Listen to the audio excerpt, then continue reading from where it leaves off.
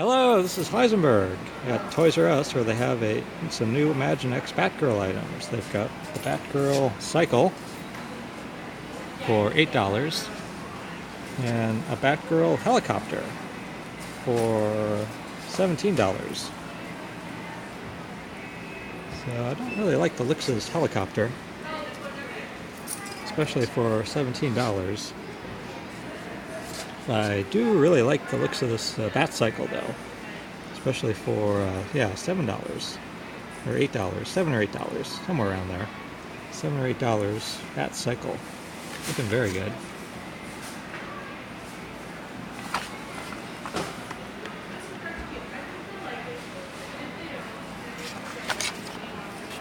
So it's got its own little projectile too. Look at that.